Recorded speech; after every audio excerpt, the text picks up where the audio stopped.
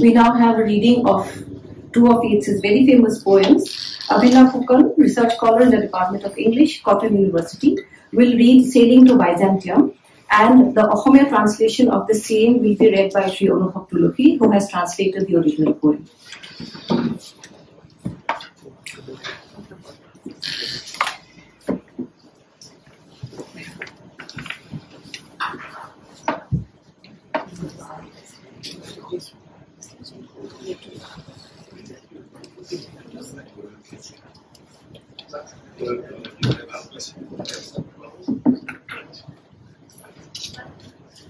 Hello.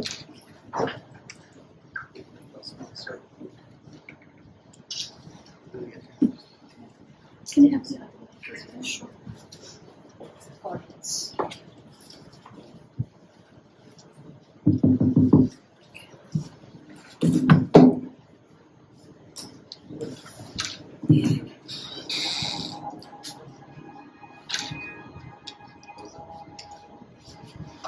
Sailing to Byzantium. That is no country for old men. The young in one another's arms, birds in the trees, those dying generations of their song. The salmon falls, the mackerel crowded seas. Fish, flesh, or fowl, commend all summer long. Whatever is begotten, born and dies, caught in that sensual music or neglect, monuments of unaging intellect. An aged man is but a paltry thing, a tattered coat upon a stick, unless soul clap its hands and sing, and louder sing for every tatter in its mortal dress. Nor is there singing school, but studying, monuments of its own magnificence. And therefore I have sailed the seas and come to the holy city of Byzantium. O sages standing in God's holy fire, as in the gold mosaic of a wall, come from the holy fire, burn in a gyre, and be the singing masters of my soul. Consume my heart away, sick with desire, and fasten to a dying animal. It knows not what it is, and gather me into the artifice of eternity.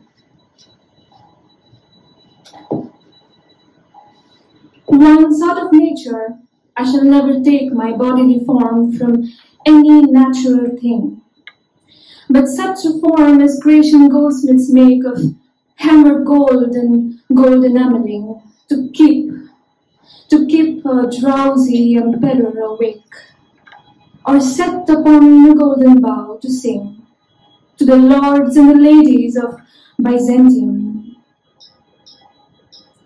of what is past, or passing, or to come. Of what is past, or passing, or to come. Thank you so much.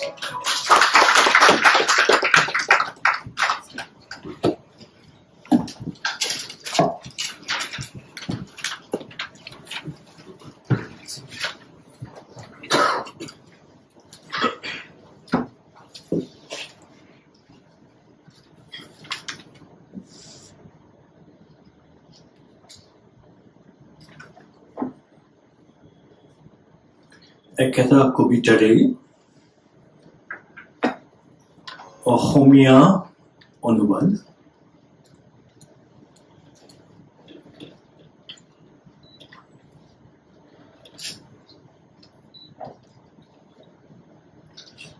Now by Byzantium.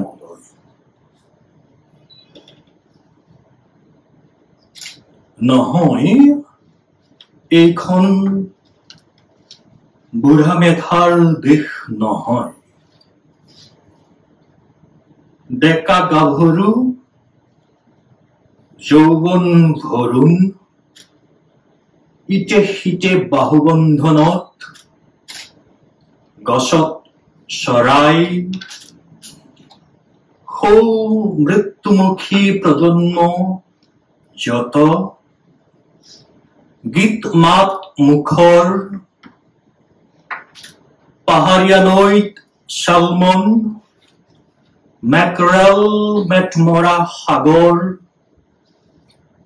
উৰণ বুৰণ গজন ভ্ৰমণ জীৱ মাত্ৰকে কৰ্মমগন হৈছে যত মানে সৃজন জন্মবেলা জন্মে মৰণ পৰত মৰে সব অনাসক্ত সেই সংবেদী সংগীতৰ জালবন্দী বয়সৰ আঁচোৰ নপৰা সৃজনীকল্পৰ যত সব শিল্পকীৰ্তি এক বয়োবত বৃদ্ধ লোক লেখৰো নহয় জোখৰো নহয় বিবৰ্ণ কোট জীৰ্ণ পতলুং খুটিত ওলমি থাকে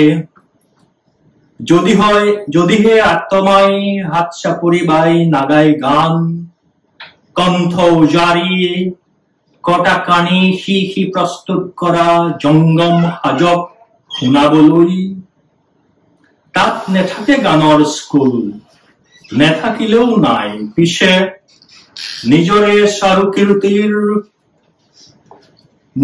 চাৰু কাৰু কীৰ্তিচিহ্নৰ অধ্যয়ন হলে আছে সেই হেতু সাত সাগৰ সিপাৰলৈ মোৰে নাও বোৱা আহি পবিত্ৰ পুৰী বাইজেন্তিয়াম ওলোৱা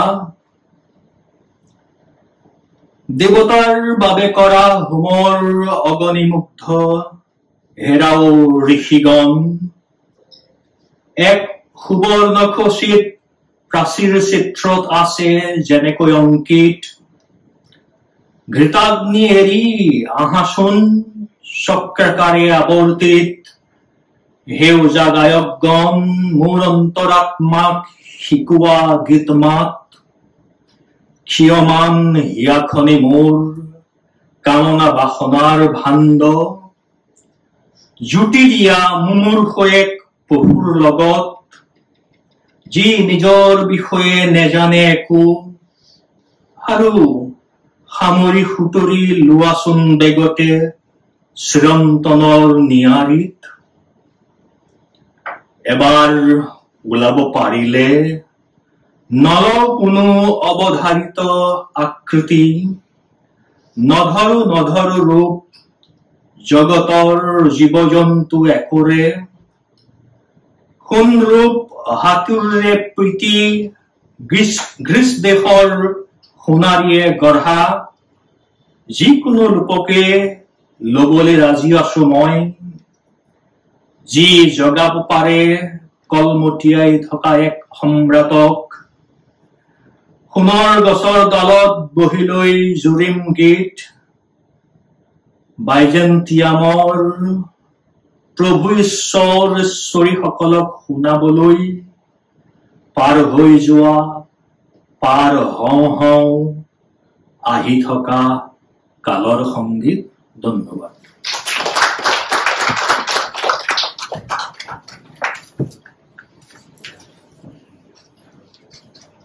When You Are Old.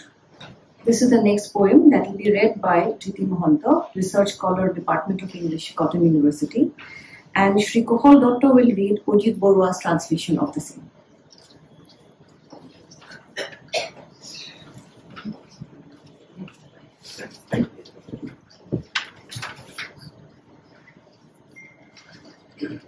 When you are old, William Butler Yeats. When you are old and grey and full of sleep and nodding by the fire, take down this book and slowly read, and dream of the soft look your eyes had once and of the shadows deep. How I loved your moments of glad grace and loved your beauty with love false so true.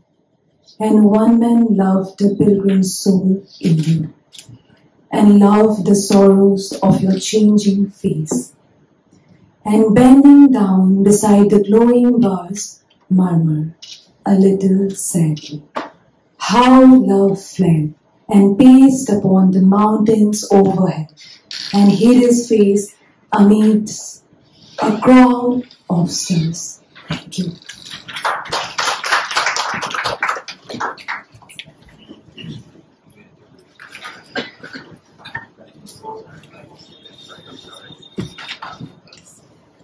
নমস্কাৰ আটাইলৈকে শ্ৰদ্ধা জনাইছো আৰু মই ইয়াত আমাৰ অজিত বৰুৱা ছাৰে কৰা অসমীয়া অনুবাদটো পাঠ কৰিবলৈ আগবাঢ়িছো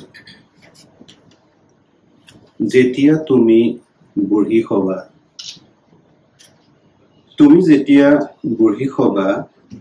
চুলি পকা টোপনি গধুৰা জুইৰ কাষত বহি টোপনিত মোৰ দুপিয়াবা তেতিয়া এই কিতাপখন হাতত লবা